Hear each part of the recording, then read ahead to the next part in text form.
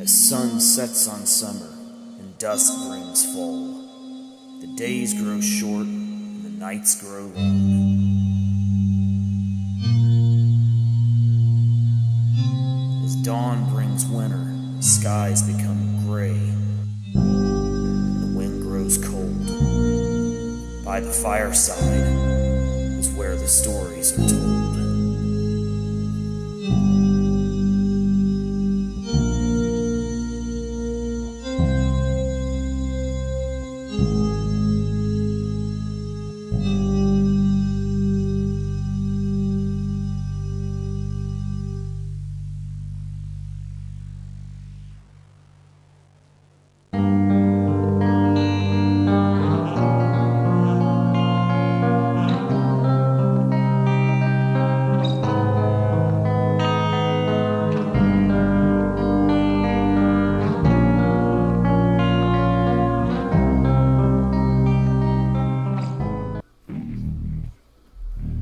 In the glowering distance of a forgotten continent, where the sea throbbed against cliffs blackened by age and wind, a group of researchers arrived at the desolate remnants of a city never marked upon any modern map.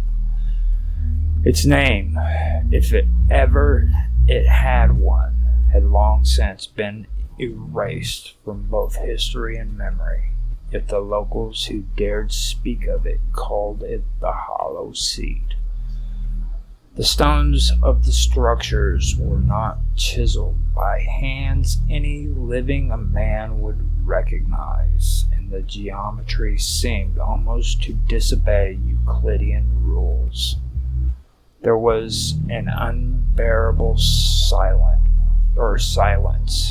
to it, broken only by the wind's low moan that sounded disturbingly like the chant of an ancient tribunal. The Professor Kudman Irix, an expert in comparative political structure and forbidden text, had come to this place following fragmented legends of an abandoned monarchy whose legend or legal doctrines predated even the first known tablets of Mesopotamia.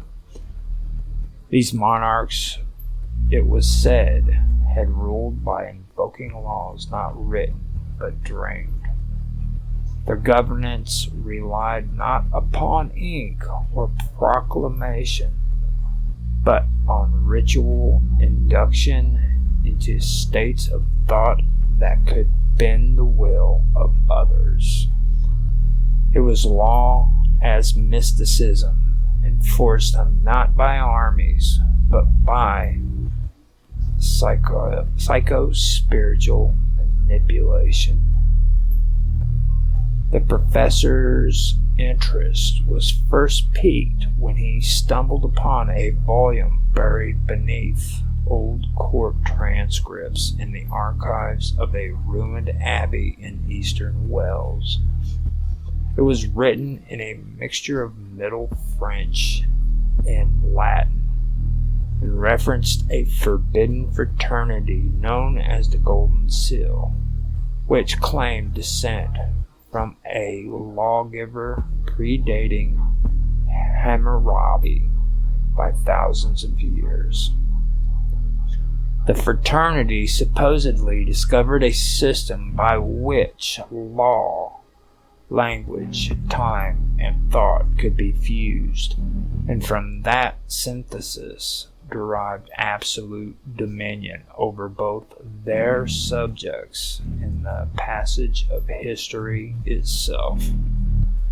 They hinted at a celestial cycle as the Great Year, a cosmic circuit that governed not just stars but epochs of consciousness, and those who could attune themselves to its rhythm could shape entire civilizations. Drawn to the promise of this discovery, Koodman enlisted a group of companions, a linguist who once taught banned dialects in the last monasteries of Bohemia, a mathematician expelled from 3 universities for his views on time symmetry, and a political historian who had gone silent for years after claiming to see a future revolution that had not yet occurred. Together they traveled beyond the jurisdiction of modern nations into a realm of stone and fog where even satellite signals were swallowed. Within the hollow seat they found it, the black column. It rose from the earth without base or seam, carved from a material colder than obsidian and etched with indecipherable runes that glimmered faintly in the dark like submerged stars. Surrounding it were relics of judicial regalia, crowns of horn, robes woven from mineral filaments, and gavel-like implements too heavy for human hands. As Kedman approached the pillar, the linguist clutched her head and screamed. She saw not letters, but verdicts, not words, but sentencings passed across the century, or centuries. As she understood something no mind should grasp, that law, once spoken in the language of the great year, does not simply bind men. It alters matter. It twists reality. It does not merely judge, it uncreates. That night they slept uneasily in tense pitch between the rooms, and each dreamt the same dream. In a vast courtroom beneath the sea, a throne set empty beneath an eclipse that never moved. A voice without tongue or throat recited statutes that unraveled their names, their memories, their fates, and when they awoke, they found one among them missing. Only the imprint of his body remained, scorched into the earth, and his name had vanished from their memory. Driven to madness, they began attempting to transcribe the runes. The historian insisted it was a proto-legal dialect, something that predated all known tongues. He claimed it referenced a struggle between realism and romanticism, but not as ideologies. They were not movements, but entities. Beings. One craved symmetry, hierarchy, order. The other, sensation, expression, multiplicity. This ancient courtroom had not been abandoned. It had been buried as a warning. The mathematician, obsessed with the symbols and the notion of the great year, began scribbling calculations on the tent walls. He believed the cycle was not just astronomical, but bureaucratical. That empires, revolutions, and ideologies rose and fell according to formulas not unlike those used to chart planetary rotation. But he made a miscalculation. One evening he vanished too, screaming into the rocks that he had cracked the code and that they needed to stop recording the symbols. The next morning, his tent was filled with ink that had no source, pooling across the floor in spirals that resembled court seals and tribunal insignias from long extinct civilizations. Then came the descent. Cadman, driven by grief and obsession, ventured beneath the hollow seat through a breach beneath the black pillar. The others tried to stop him, but something had already called to him. Downward he went, descending into a crypt that mirrored the courtrooms of the living, but stretched on into spaces that should not exist.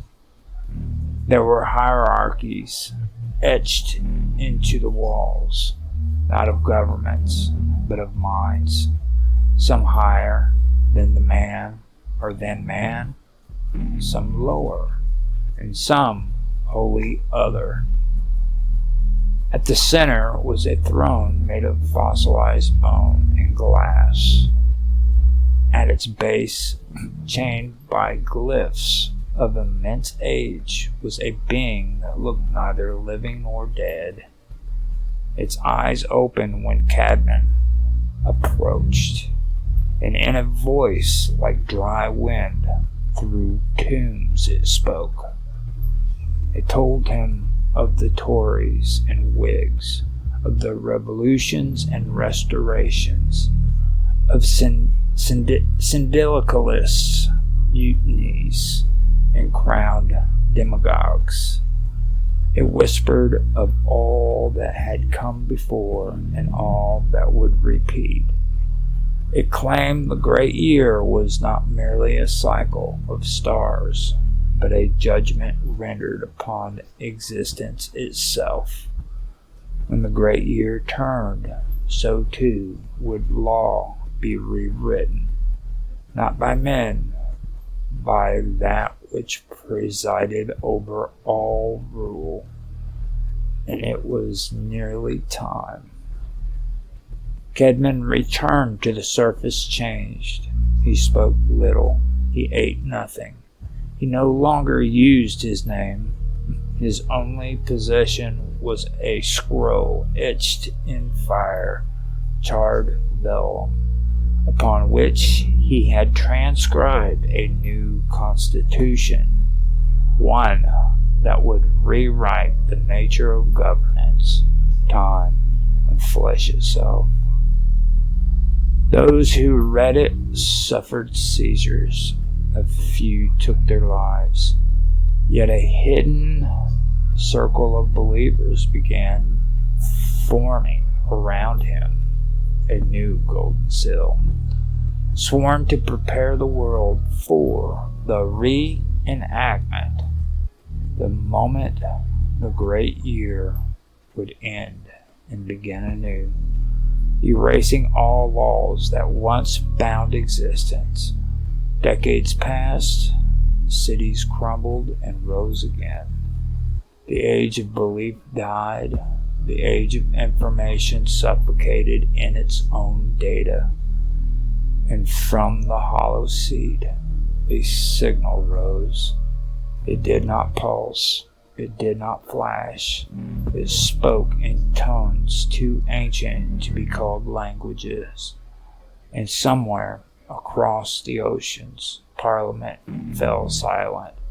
Kings forgot their names. Courts found themselves unable to sentence or pardon. And laws, that fragile scaffolding of reality, began to fail. And at the edge of time, the tribunal reconvened.